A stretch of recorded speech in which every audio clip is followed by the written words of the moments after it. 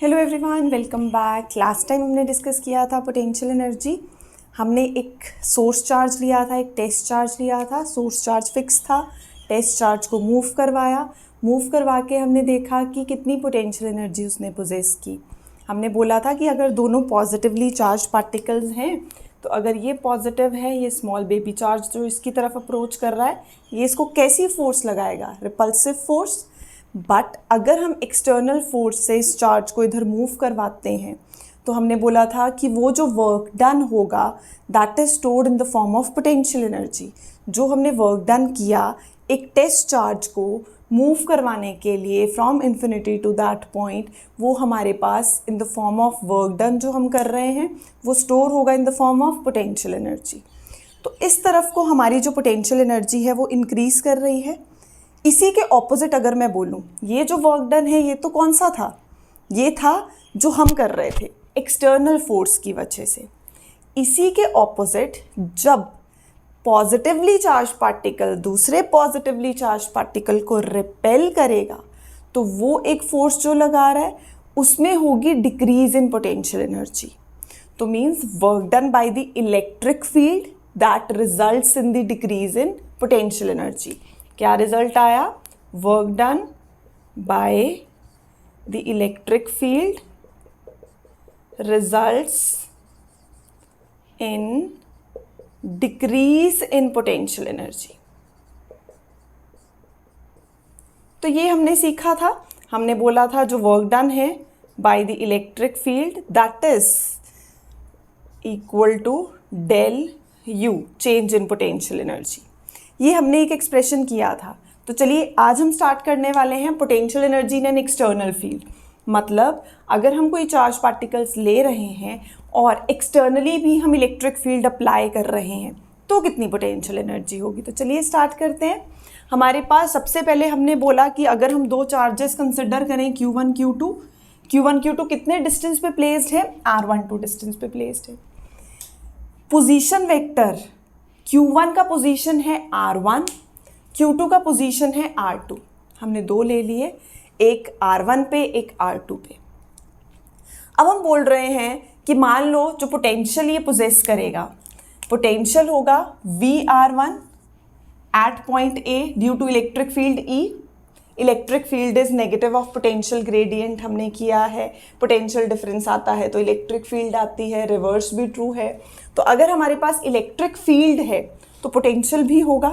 तो electric field में जो चार्ज पार्टिकल Q1 है वो कितना पोटेंशियल करेगा पोजेस, वो हमारे पास होगा VR1 से हमने डिनोट किया। सिमिलरली जो B पोजीशन पे हमने लिया है चार्ज Q2 वो कितना पोटेंशियल पोजेस करेगा? VR2। तो एक हमने ले लिया VR1, दूसरा हमने ले लिया VR2। हमने क्या स्टार्ट किया है कि हम पोटेंशियल एनर्जी कैलकुलेट कर रहे हैं इन एन एक्सटर्नल फील्ड। हमने बोला हम दो चार्जेस लेंगे Q1 और Q2। Q1 कितने डिस्टेंस पे है? R1 पे है। Q2 कितने डिस्टेंस पे है? R2 पे है। तो VR1 जो पोटेंशियल आएगा एट A वो किसकी वजह से? Due to electric field E। और हमने VR2 जो पोटेंशियल लिया है मीन्स V सेकेंड चार्ज का एट पॉइंट B, वो भी किसकी वजह से? जो हमने एक्सटर्नल इलेक्ट्रिक फील्ड में ये चार्जेस को रखा है। दो चार्जेस को एक्सटर्नल इलेक्ट्रिक फील्ड E में रखा है तो सिस्टम की कितनी पोटेंशियल एनर्जी होगी वो हमें कैलकुलेट करनी है।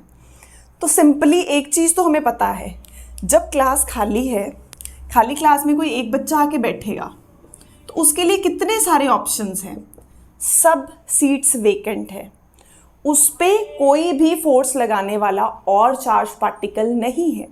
तो इसका मतलब अगर कोई चार्ज पार्टिकल या कोई बच्चा एंटर कर रहा है क्लास में और सारी की सारी क्लास खाली है तो वो किसी भी तरह की फोर्स एक्सपीरियंस नहीं करेगा किसी दूसरे चार्ज की वजह से। क्लास ही खाली है, कोई बच्चा ही नहीं है। तो अगर कोई आके एक बैठ रहा है तो वो जब आके वहाँ पे बैठा तो उसने यहाँ पे क्या वर्क डन किया? यहाँ आने के लिए, यहाँ सीट पे बैठने के लिए। अब हमारे पास अगर हम कोई चार्ज Q1 है, किसी चार्ज Q1 को इन्फिनिटी से लेके आ रहे हैं, कहाँ तक? R1 पोजीशन तक।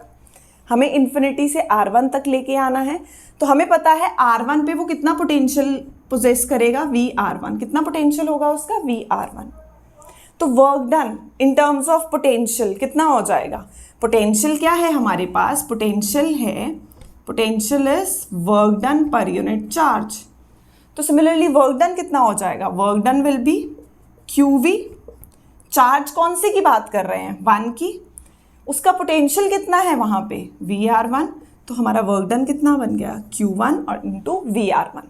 ये जो उसने वर्क डन किया in bringing charge Q1 from infinity to R1। अब हम बात करते हैं, अब क्लास में ऑलरेडी एक बच्चा आके बैठ चुका है, अब सेकंड एंटर कर रहा है।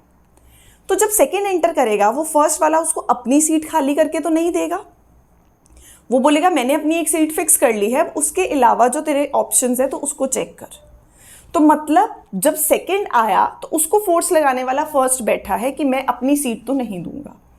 तो इसका मतलब जब सेकंड चार्ज आ रहा है, सेकंड चार्ज का एक वर्क डन तो होगा इन terms of its electric potential, लेकिन साथ में वो जो वर्क डन कर रहा है अगेंस्ट चार्ज Q1 की फील्ड की अगेंस्ट भी उसको वर्क डन करना पड़ेगा। अगर कोई पहला आया तो उसने सिर्फ जो वर्क डन किया वो इन terms of electric potential is work done per unit charge, तो हमने बोल दिया उसने कितना किया? Q1V, क्योंकि उसका वहाँ पोटेंशियल था VR1। सेकेंड जब आया तब फर्स्ट ऑलरेडी बैठा था तो उसने एक स्पेस तो ऑक्यूपाई कर ली थी। अब फर्स्ट उसको फोर्स लगाएगा कि मैं तुझे अपनी स्पेस तो नहीं दूंगा, तो उनके अलावा जो बाकी सीट्स बची हैं वो ले ले। तो मीन्स जो सेकंड आया है वो फर्स्ट से कुछ फोर्स एक्सपीरियंस कर रहा है। वो फोर्स कौन सी है? वो जो हमने पहले की थी पोटेंशियल एनर्जी। जनरल फॉर्मूला क्या था? K Q1 divided by R12, distance between these two charges. अब यहाँ पे ये जो Q2 है, इन्फिनिटी से Q2 आया, एक तो इसने वर्क डन किया। कौन सा वर्क डन किया? Q2V। Q2 उसका चार्ज हो गया, पोटेंशियल हो गया VR2। हमने बोला R2 पोजीशन पे वो कितना पोटेंशियल ले रहा है? VR2 है। एक उसको इसके अगेंस्ट, ये भी इसको फोर्स लगा रहा है, इसके अगेंस्ट वर्क डन करना पड़ेगा। तो नेट वर्क डन कितना हो गया? K Q2 by R12, distance between these two charges. R12 क्या है? Distance between R1 and R2। अब ये हमने लास्ट टाइम एक्सप्रेशन निकाला था कि हमारे पास पोटेंशियल एनर्जी, अगर एक चार्ज बैठा है दूसरा आ रहा है, अभी समझाया मैंने, एक ऑलरेडी बैठा है दूसरा आ रहा है, तो कितनी पोटेंशियल एनर्जी होगी? एक बैठा होता है, दूसरा आके उसको अप्रोच करता है, तो जितना दोनों के बीच में डिस्टेंस है, मान लो R12 है, तो पोटेंशियल एनर्जी हो जाएगी K Q2 बाय R12। अब यहाँ पे हमारे पास कितना आ गया, कितना वर्क डन किया हमने? यहाँ work done in bringing charge Q1 from infinity to R1, यहाँ work done in bringing charge Q2 from infinity to R2। कितना हो गया? Q2 into VR2, K Q2 by R12। अब टोटल वर्क डन कितना होगा? पोटेंशियल एनर्जी सिस्टम की कितनी होगी? वर्क डन जितना Q1 को लाने में किया, दो ही तो चार्ज पार्टिकल स्टडी कर रहे हैं हम, 2 पार्टिकल सिस्टम लिया है ना हमने, तो जब 2 पार्टिकल सिस्टम है तो उसमें दोनों को लाने के लिए हमने जितना वर्क डन किया that is the total work done, वो पोटेंशियल एनर्जी हो गई। तो हमने बोला एक का चार्ज, एक का वर्क डन इतना आ गया, दूसरे का 2 आएंगे। एक तो वो खुद जो वर्क डन कर रहा है इन टर्म्स ऑफ इलेक्ट्रिक पोटेंशियल, वो हमारे पास होगा work done against electric field. Electric field क्या होती है? Negative of potential gradient. तो इलेक्ट्रिक फील्ड के अगेंस्ट जो उसने वर्क डन किया फर्स्ट ने, वो था Q1 VR1। सेकेंड ने जो इलेक्ट्रिक फील्ड के अगेंस्ट वर्क डन किया वो आ गया Q2 into V in terms of electrostatic potential. साथ में जब सेकेंड बच्चा आया तो फर्स्ट ऑलरेडी बैठा था, फर्स्ट वाला सेकेंड पे फोर्स लगा रहा है, एक तो अगेंस्ट इलेक्ट्रिक फील्ड, दूसरा अगेंस्ट दैट चार्ज। तो अगेंस्ट दैट चार्ज कितना हो जाएगा? K Q2 by R12। अब टोटल वर्क डन कितना होगा? पोटेंशियल एनर्जी जितनी सिस्टम की होगी। तो टोटल वर्क डन कितना हुआ इन असेंबलिंग दी कॉन्फ़िगरेशन, मीन्स हम एक एक चार्ज को जो लेके आ रहे हैं उनको लाने के लिए हम जितना वर्क डन कर रहे हैं वो है टोटल वर्क डन, और वो किसके इक्वल है? वो है पोटेंशियल एनर्जी के इक्वल। तो पोटेंशियल एनर्जी क्या हो गई सिस्टम की? Total work done in assembling the configuration of the charge particles. तो ये हमारे पास कितना आ गया? Q1V, जो फर्स्ट ने वर्क डन किया अगेंस्ट द इलेक्ट्रिक फील्ड, ये टॉपिक ही सारा अगेंस्ट इलेक्ट्रिक फील्ड है कि हम चार्ज पार्टिकल्स को इलेक्ट्रिक फील्ड में रख रहे हैं। तो जब हम पहले को लेके आए इलेक्ट्रिक फील्ड में, अब मान लो इलेक्ट्रिक फील्ड क्या है, टीचर है क्लास में, टीचर खड़ी है, बेंचेस सारे खाली हैं। तो अगर टीचर इलेक्ट्रिक फील्ड है, बच्चा क्लास में एंटर कर रहा है, that work done is against that electric field. कहाँ बैठूँ कहाँ बैठूँ कहाँ बैठूँ, जितना दूर बैठूंगा उतनी फोर्स कम लगेगी।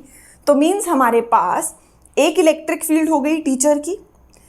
अब वो आके बैठ गया, उसने कितना वर्क डन किया, Q1 VR1 against electric field, मतलब टीचर के अगेंस्ट।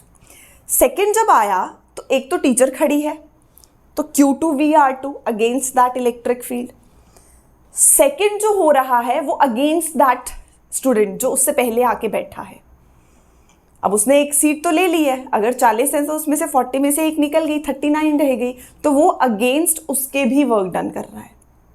तो दो हो गए, एक टीचर अगेंस्ट जो स्टूडेंट आ गया। अब मान लो तीसरा आता है, तो तीसरा एक टीचर के एक एक्सटर्नल फील्ड के अगेंस्ट वर्क डन करेगा, दूसरा वो पहला बच्चा जो आके बैठा है उसके अगेंस्ट करेगा, फिर जो दूसरा आके बैठा था उसका करेगा, तो 3 वैल्यूज़ हो जाएंगी। तो ऐसे ही ये चीज़ चलती रहती है। तो फर्स्ट के लिए आया Q1V, सेकंड के लिए आया Q2V और साथ में वर्क डन। तो वो हमारे पास हमने लास्ट टाइम जो कैलकुलेट की थी पोटेंशियल एनर्जी सिस्टम की, पोटेंशियल एनर्जी हमने एक चार्ज रखा था, दूसरा लेके आए थे, तो 2 चार्जेस के लिए हमने स्टडी किया था। तो ये आ गया हमारे पास अगेंस्ट इलेक्ट्रिक फील्ड पहले वाले का, सेकंड का अगेंस्ट इलेक्ट्रिक फील्ड, और फिर इन दोनों का आपस में। तो क्या सीखा हमने कि पोटेंशियल एनर्जी जो सिस्टम की है वो किसके इक्वल है, that is equal to the total work done in assembling the configuration, इसके इक्वल आ गई।